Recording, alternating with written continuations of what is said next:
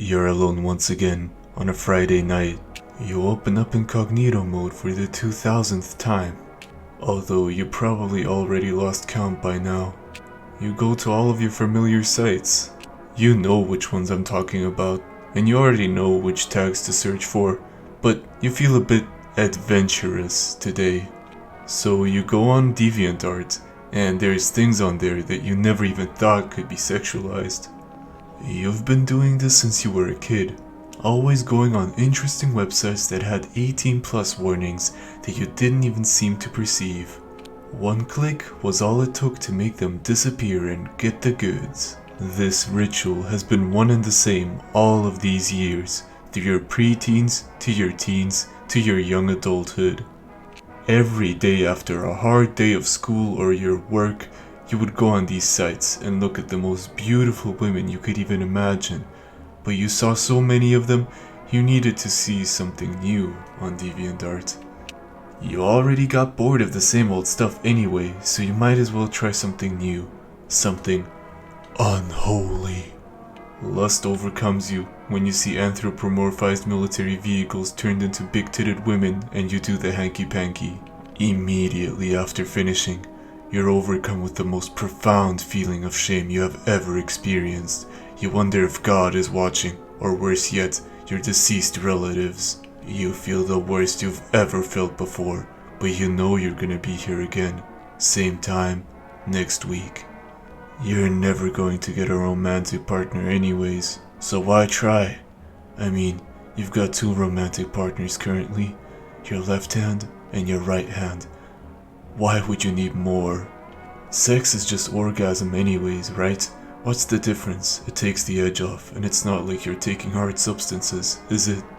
You keep rationalizing your behavior until 4 a.m., drowning out all of the feelings of shame and guilt by going on social media platforms and shutting your brain off. Before you fall asleep due to absolute mental exhaustion, you have one final thought, one final cry for help that bellows in your mind, so hard that you can hear its faint echoes again when you wake up. I can't go on like this. I have to find someone. I'm so lonely and I'm just getting hornier. Jerking off only helps temporarily. The longer I live like this, the worse it'll get. I'll have to stop. I have to stop. When you wake up, you instantly grab your phone and think to yourself, I've got time. I can stop whenever I want to. I'll just do it tomorrow. Tomorrow never comes. Hi, I'm Nick Champ, and I'm a man from the 21st century, so you already know why I'm talking about this. Let's not pretend here. I think 99% of men ages 18 to 24 watch NSFW content on a regular basis. Yes, I'm talking about the Goon Lagoon, the Microsoft Edgers, the Edge-a-Sketch, the Goon Baboons. With terms like edging, gooning, and gyat being really popular right now, it shows that it's definitely in the public consciousness. I also know this because studies to show the effects of spicy content are really hard to conduct because there are almost no participants who haven't consumed NSFW content, so there's no control group. I mean, there's probably some in some distant South American or African tribes, but I meant the Western world specifically. I think almost everyone has seen this type of content. The only difference is the amount of consumption. A lot of men especially still consume it even if they're in a relationship, so it's a major part of a lot of people's lives. But should it be? Is it healthy or unhealthy, and can you consume lewd content controlled and ethically? I'll attempt to answer all of these questions right now in this video. So, there have been a couple of studies that show masturbation can reduce the risk of testicular cancer and that it can improve a man's sperm health, essentially. But I'm not talking about masturbation, I'm talking about X videos, and oh, for YouTube, I mean the platform X, formerly known as Twitter. That's what I mean when I say X videos. Wink. Internet smut has been proven to be a super stimuli, and that is terrible news for Reddit neckbeards who claim that it's natural and completely normal. Warning, it's not. Super stimuli are inherently unnatural to the human body, and some of them only exist due to modern inventions, such as the internet. So, what is a super stimulant? It is something that engages the brain's reward system in super high levels. For example, imagine you're a farmer, and you've been eating saltless meat pies for God knows how long, and suddenly you get access to cheeseburgers that are so filled with fat, oils, and salts that you eat as many of them as you can because they're so ridiculously delicious. They're so delicious that you eat yourself to obesity and you can't stop eating them because they make you too happy. So, a superstimulant is a substance that overengages the brain's reward system, usually damaging it in the process. It basically takes advantage of our regular stimuli and takes it to an absolute extreme. Now, imagine that burger concept with spicy internet content. Before the internet is as mainstream as it is now, the only access to that type of content were magazines, VHS tapes, and various strippers, or of course, real-life women. So, you could only see a limited number of attractive women in your lifetime, and the women around you would appear more attractive by proxy, because your standards wouldn't be affected by the illusion of infinite choice. Being able to see the most attractive women of all time specific to your tastes every day with the number of attractive women never ending, your brain will unfortunately get used to seeing them, and it will heavily affect your reward system's response when you see women in real life. This is why rampant corn consumption can lead to impotence. It can also make you pickier when you're deciding if you want to be in a relationship with a woman. And because of how smut videos are filmed, it can degrade your opinion on women, make them be seen as sexual objects of desire instead of people, and other activities that involve dopaminergic urges will have greatly reduced pleasure.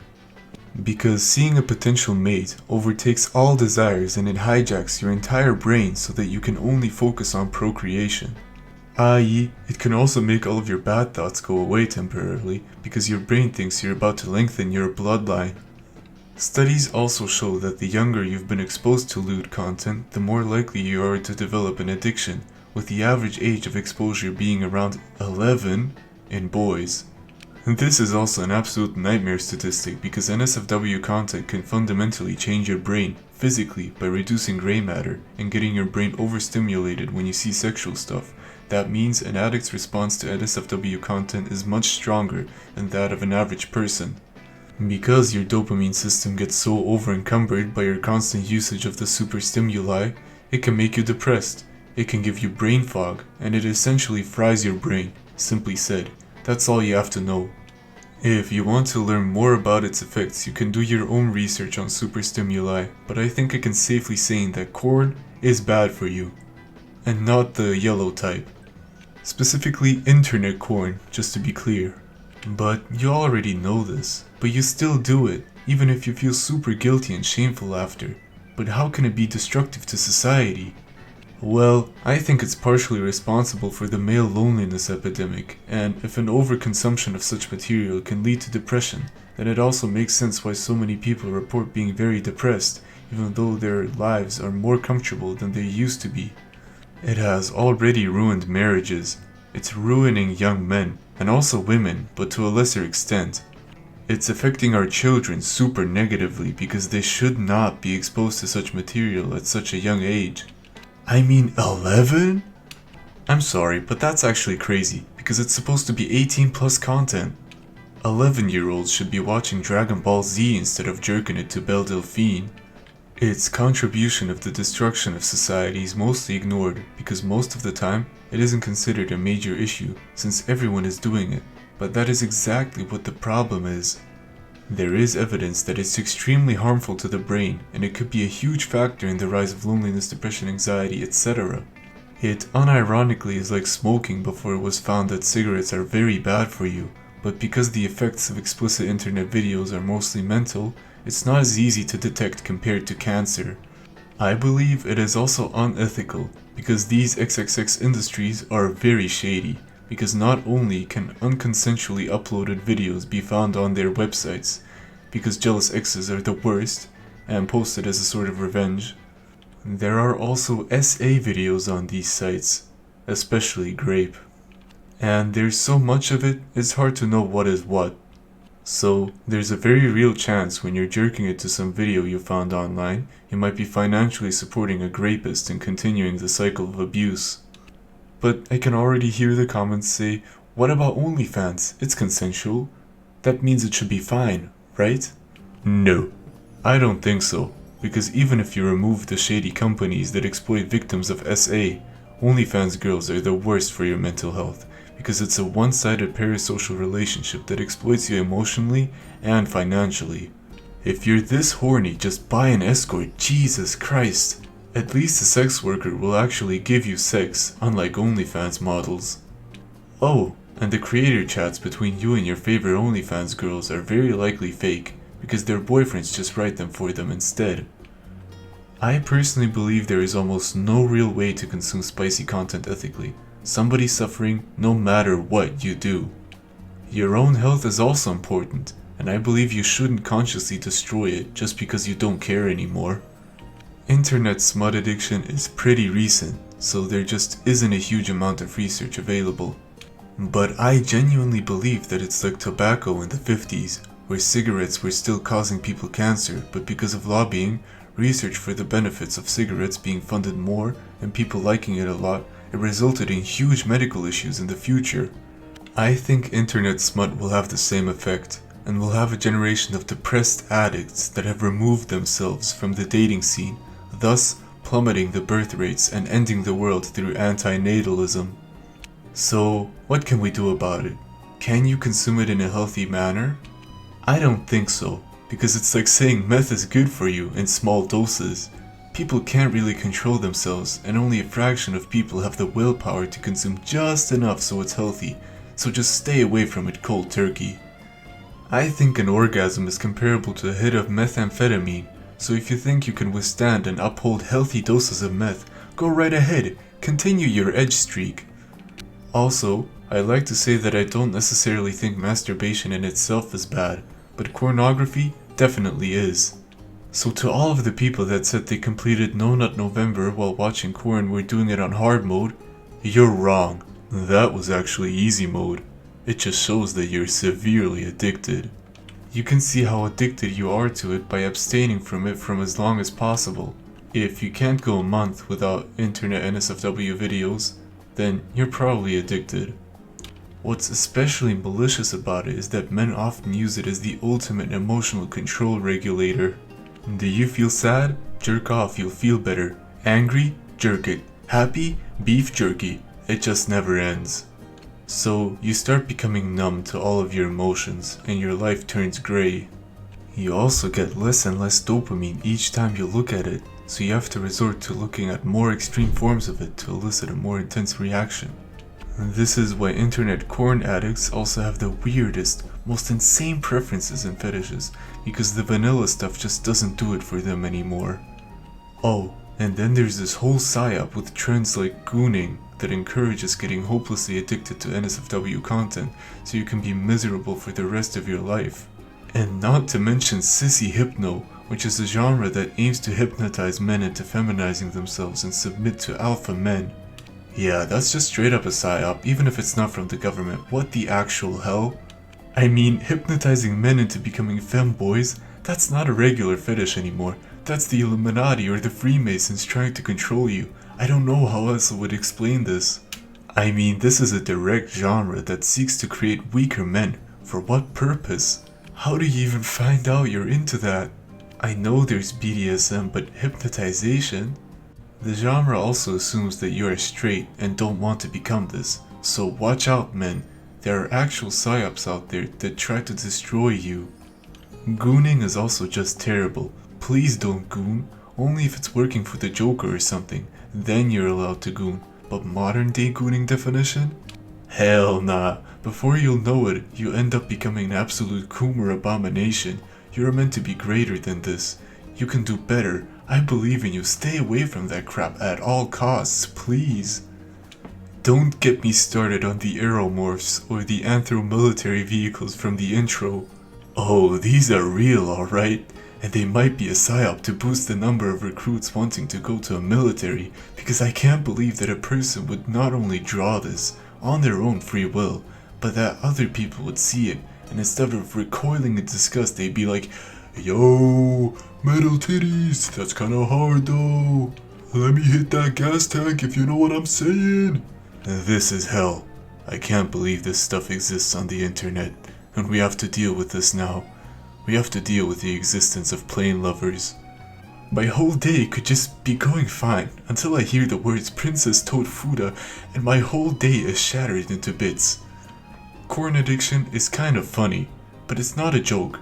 Millions of men are actively suffering from it, and they have sexualized their minds so much, when they see the granny from that one robot movie, they start unironically acting up. My brothers, I usually don't do this, but seek God, seek professional help, literally anybody who can help you. You cannot be caught jerking it to Fuda planes, you simply cannot. Imagine what destructive effects this would have if your family found out. Control your urges, save them for real women, please! Don't be a goon buffoon and instead start lifting so you can unlock your full potential. Jerk until your stick stops working will only make you depressed. Imagine you spent all of that time choking the one-eyed snake on something productive.